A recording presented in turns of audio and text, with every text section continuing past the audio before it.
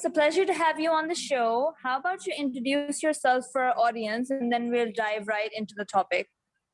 Hi, yeah, thank you for having me. My name is Ethan. I'm the author of The Next Gold Rush.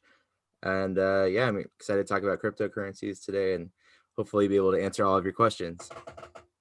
Right. So, Ethan, what's the number one cryptocurrency in your opinion? I think the number one cryptocurrency is and always has been Bitcoin. I know it seems like the obvious answer, but it's number one just because it's the most time tested. It also Mhm. has the biggest network, and it's just I don't think it's ever been hacked either. So for all those reasons, I think Bitcoin will be the number one cryptocurrency for a long time.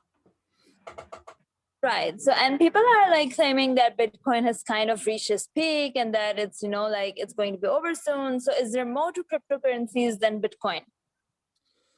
Yeah, I mean, there's thousands of cryptocurrencies. The reason that Bitcoin is the number one is that it's the first cryptocurrency. It's basically the proof of concept of the blockchain technology that we use in every cryptocurrency, and it's also the godfather cryptocurrency in that every single cryptocurrency is basically modeled off of Bitcoin. They may use different ways of gaining consensus that are more efficient, but Bitcoin is kind of tried and true, and I don't think anyone's gonna like usurp Bitcoin for a long time. So I mean, Ethereum is number two, and I know a lot of people have claimed that Ethereum will be the next Bitcoin or Dogecoin will be the next Bitcoin, and I think it's Yep. it's easy to claim those things, but the only way you'll ever really know for sure is like fast forward 10 years from now and you'll see which is like the best cryptocurrency. So right Right. now, if I was a betting person, I would bet on Bitcoin. Yeah, so you just answered my question right there, which was what's the next Bitcoin? And so, what lessons can we learn from the rise and fall of all of these cryptocurrencies? That's a good question. So I like to like take a step back to 2017, 2018, the first like cryptocurrency bubble that burst. Do you remember that? That's actually right around the time when I got into the crypto space. Mhm. So that at the time was the biggest bubble in history. I think we have like short-term memories. We like to forget, like Bitcoin was like at 20,000 around that, and that was the peak, and that was a really big deal back then. But even going from like less than a cent to 20,000 over the span of like 8 or 9 years, that was pretty remarkable. Nothing has ever really done that in the course of like our modern history. So the fact that we got to that point and then fast forward just like 3 or 4 years, and now Bitcoin is at like almost $60,000. Like I think that the takeaway is that like yes, it's very volatile, right? It goes up and down a lot. Like right now it's back down to 30. And so if you don't have the stomach for that much price change, you probably shouldn't be investing in cryptocurrency. Um, Right. but the takeaway is that you need to be investing in the long term. Like it's kind of like the stock market, like it's gonna fluctuate, but unless you're investing like dollar cost averaging, where you're putting a little bit of the same amount Mhm. every month or every week or whatever you're willing Mhm. to lose, like if you're not doing that, then you're gonna miss the next, time Bitcoin peaks at $100,000. So, how do you evaluate the recent downfall of Bitcoin, which happened just like 2, 3 days ago? Yeah. So again, I like to, use the perspective of history. That's actually how I phrase I frame my book also. I try to explain things in like a historical context. So the last bubble was very much like it was hype. Like it was like retail investors, individuals investing a lot. And that's what ended up getting, there's like the fear of missing out, like the FOMO that led to Bitcoin reaching $20,000. This this time when Bitcoin reached $60,000, it wasn't individual investors, it was institutional investors. We had Tesla, PayPal, MicroStrategy. All these giant companies are putting Bitcoin Mhm. on its balance sheet. And then you also had like these whales, I guess people call it. And so that was the primary mover of the price of Bitcoin this time around. It wasn't individuals necessarily. And so when you have like Elon Musk tweeting, you know, dumb things about Bitcoin not being like energy efficient, like that is going to unfortunately like spook a lot of institutional investors, and that is kind of like what leads the price to move the way it has. So Okay. that's my theory, at least. I'm sure there's lots of, like, the fact that El Salvador made Bitcoin the legal tender, like that's a really big deal, but you didn't see like the price like shoot up exponentially for Bitcoin, you know what I mean? So I think it's whatever institutional investors care about, that's what's going to drive the price of it. Okay, and so supporters of Bitcoin and other cryptocurrencies claim that these financial platforms are inherently trustless systems, that they're not tied to any nation, any government, or any body. Do you agree with this? Yeah, that's the one of the primary features that makes cryptocurrency so just like awesome compared to, you know, conventional currencies, you know, like the US dollar, is that we don't need to trust like the US government to get you know, the value of the dollar. So like, for instance, the Federal Reserve, they printed out, I think it was a quarter of all like trillions of dollars over the course of the last 10 years.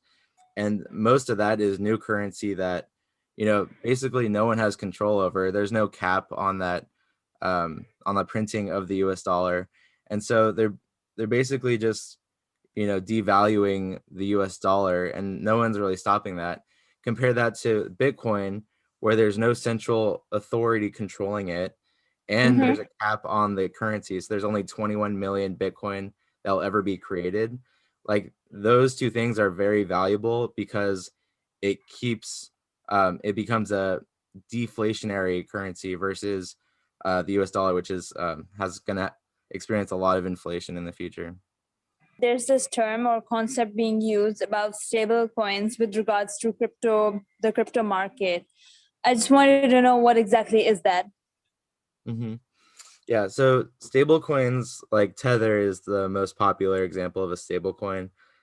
Basically, the idea is that, you know, one of the things that spooks most people from cryptocurrency is the price volatility, right? And so a stable coin is designed to track the value of another asset. So Tether tracks the value of the US dollar. So it's going to stay within, you know, it's going to stay really close to the US dollar's value. So one Tether is going to be one US dollar, like a 1-to-1, versus, you know, Okay. one Bitcoin could be, you know, $30,000, and that could change to 60,000 or 20, you know, like it, like that's the main difference, is that the price Okay. is relatively stable. And so it just, it tracks another asset though. So that, I hope that answered your question. Okay. So, what does the future hold for cryptocurrencies? Yeah, so I wrote about this idea I had in my book, The Next Gold Rush, where I basically explain that I think social currencies are the future of cryptocurrency. So social currencies are basically one use case of how cryptocurrencies can work. Every single person could have their own cryptocurrency in the future. So if you think about it, like governments have their own currency, right? The US dollar, that's a government currency. Companies can now create their own currencies, right? You have ICOs, companies being able to create, it's almost like a gift card, but in a cryptocurrency form. And I think the next evolution of that is people being able to create their own currency. And so that's the idea that I wrote about in my book, The Next Gold Rush, because I feel like that's the most untapped potential that we have yet to experience as a, you know, as a species, is that, you know, every single one of us creates value, and yet all of that value is being captured by these giant corporations, your employers, your governments, and taxes. I feel like a lot of the value that each individual creates goes to the top, right? And we kind of lose that. And I feel like if we have a cryptocurrency, we can control the value that we create. And that's a really revolutionary kind of concept that I don't think many people are talking about. So I think that's the next big thing in Right. cryptocurrency. And lastly, Ethan, what got you interested in crypto, and what advice would you give to someone who is trying to navigate this market? Yeah, great question. So I got into cryptocurrency in college. I had an internship actually for a startup that wanted to get into the crypto space. And I didn't really know anything about cryptocurrency at the time. I just kind of jumped right in. And I would say it is very overwhelming. So if I was going to give advice to someone who's trying to get into the crypto space now, I would say, join some like online communities that are talking about crypto. You can't go wrong starting with Bitcoin. Like if you are trying to pick a cryptocurrency to start with, like I would Mhm. say, start with the Bitcoin. There's like a Bitcoin subreddit. Try to read the Bitcoin white paper. If that doesn't make sense, watch some, YouTube videos. And if it still doesn't make sense, you can like read my book, or I'm also available. I'll try to help you as much as I can. But the best way I've learned is by talking to people. So if you don't understand it, like you're listening to this podcast right now, you're already one step ahead of most people in the world. So at least Right. give yourself some time to like process all of this information you're taking in. It's not going to just come to you overnight, but don't let your curiosity like overwhelm you either. Or just like take it one day at a time.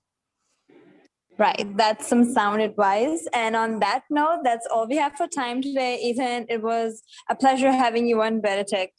Awesome. Yeah, thank you for having me.